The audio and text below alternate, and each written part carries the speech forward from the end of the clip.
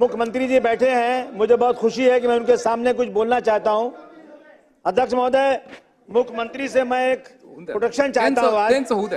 अध्यक्ष महोदय, हमारा देश एक धार्मिक देश है। अध्यक्ष महोदय, यहाँ धर्म के मानने वाले लोग हैं, अपने धर्म के खिलाफ, अध्यक्ष महोदय, महापुरुषों के खिलाफ यदि कोई बोलता है, इस पर जान देने को तैयार रहते हैं लोग। अध्यक्ष महोदय, अगर भीमराव अंबेडकर साहब, जिनको लोग भगवान मानते हैं, कई जगह उनको पूजते हैं, अध्यक्ष महोदय, अगर उनके खिलाफ कोई बात होती है तो लोग सड़क पर उतरते हैं, लोग सड़कों पर उतरते हैं, लोग मारे जाते हैं, कई लोग जेल में जाते हैं, कई लोगों की मौत हो जाती है। अध्यक्ष महोदय, अभी परभनी का वाकया सबके सामने है। अध्यक्ष महोदय, अध्यक्ष महोदय, शायद 2021 में जेम्स लेन ने एक किताब लिखा था, किसी के खिलाफ अपमानित, मैं कुछ ज्यादा बात करना नहीं चाहता हूं, लेकिन अध्यक्ष महोदय, जब जेम्स लेन की किताब आई तो लोगों को बहुत क्रोध आया। लोगों ने जाकर पुणे में उस लाइब्रेरी को जला दिया, क्योंकि ये अपमान हम किसी महापुरुषों का बर्दाश्त नहीं कर सकते। अध्यक्ष महोदय, उस वक्त आर पाटिल साहब ने कहा था जेम्स लेन को अमेरिका से लाएंगे, केस चलाएंगे, लेकिन आज तक तो उनको लाया नहीं, कोई केस हुआ नहीं, अभी तक कुछ किया नहीं गया। अध्यक्ष महोदय, इस तरह त्रिपुरा में एक मस्जिद पे हमला हुआ, कुरान शरीफ जलाया गया, हुजूर सल्लल्लाहु अलैहि वसल्लम के खिलाफ, नामुसे रिसालत के खिलाफ हुआ। तो अध्यक्ष महोदय, मालेगांव में, नांदेड़ में, अमरावती में लोग सड़क पर उतरे। अध्यक्ष महोदय, उसमें मालेगांव में 70 लोग 1 साल तक जेल में रहे, अगर नांदेड़ में लोग जेल में रहे। अध्यक्ष महोदय, मेरा कहना है कि अगर हमें लॉ एंड ऑर्डर को दुरुस्त करना है तो मुख्यमंत्री जी, मैं आपसे निवेदन करता हूं, हाथ जोड़ के आपसे निवेदन करना चाहता हूं, 50% आपका लॉ एंड ऑर्डर नहीं दुरुस्त है तो आप बोल देना मुझे। अध्यक्ष महोदय, जब भी नवरात्रि आती है, मस्जिद के सामने आकर के क्या जरूरत है वहां पर सर, वहां पर आके ये कहना कि इस देश में रहना है तो आपको जय श्री राम कहना है। अध्यक्ष महोदय, अगर कोई मना करता है, रुकिए अध्यक्ष महोदय, मुसलमानों को क्यों मजबूर किया जाता है? अध्यक्ष महोदय, गुंबद पर चढ़ करके वहां पर गेरुआ झंडा लगा दिया जाता है। अध्यक्ष महोदय, जिससे झगड़ा होता है, लड़ाई बढ़ती है। अध्यक्ष महोदय, अगर इस तरह की चीजें देश में चलेंगी तो लॉ एंड ऑर्डर कैसे दुरुस्त होगा? मैं अध्यक्ष महोदय, विशालगढ़ में मस्जिद के ऊपर चढ़कर गुंबद पे हथौड़ा मारा गया, सबने अपनी आंखों से देखा।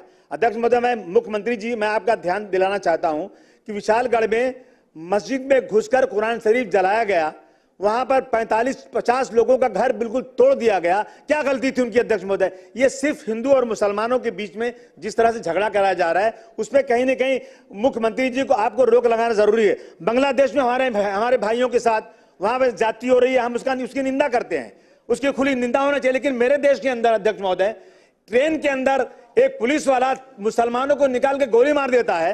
अध्यक्ष, उसकी निंदा क्यों नहीं जोरदार तरीके से होती? क्यों नहीं हमारे और भाई सड़क पे उतरते? अध्यक्ष महोदय, एक टीचर एक बच्चे को खड़ा करती है और दूसरे बच्चों से कहती इसको मारो। क्यों मारो? कि ये मुसलमान है। बच्चा रोता है। अध्यक्ष महोदय, मैं आपसे आज एक आपसे गुजारिश करना चाहता हूं। अध्यक्ष महोदय, अभी यहाँ पर बुल्डाना में धाड़ जगह पे टीपू सुल्तान की जयंती परमिशन के साथ मनाई गई, परमिशन मिला, और उसके बाद किसी ने पटाखा फोड़ा। अध्यक्ष महोदय, ऐसा वहां पर लड़ाई झगड़ा हुई, वो गरीब मुसलमान जिनके घर ही नहीं है, टीन का पार्टीशन है, उन घरों में रात को पुलिस घुस करके इतना 12 लोगों को जला दिया, प्रॉपर्टी जला दिया। अध्यक्ष महोदय, इन सब चीजों पर अध्यक्ष महोदय कहीं न कहीं रोक लगना चाहिए। अध्यक्ष महोदय, रात को 10 साढ़े 10 बजे घुस करके मारा गया और आरोपियों को कार्रवाई की गई। अध्यक्ष महोदय, मुस्लिम समाज के 28 लोग पकड़े गए, दूसरे समाज के 12 लोग, 7 लोग का नाम, उसमें 4 ही गिरफ्तार हुआ। अध्यक्ष महोदय, मेरा कहना है कि इन चीजों को कहीं न कहीं अध्यक्ष महोदय रोकना चाहिए।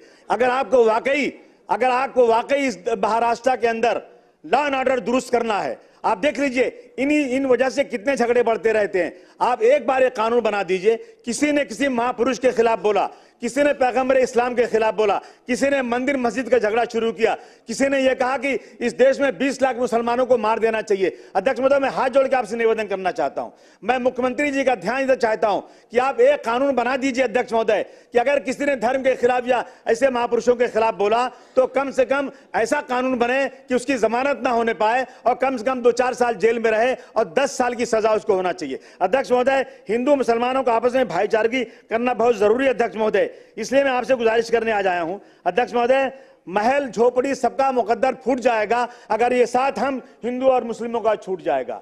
दुआ कीजिए कि हमें प्यार के रिश्ते रहे कायम। अगर ये रिश्ते टूट जाएंगे मुख्यमंत्री जी, भारत टूट जाएगा।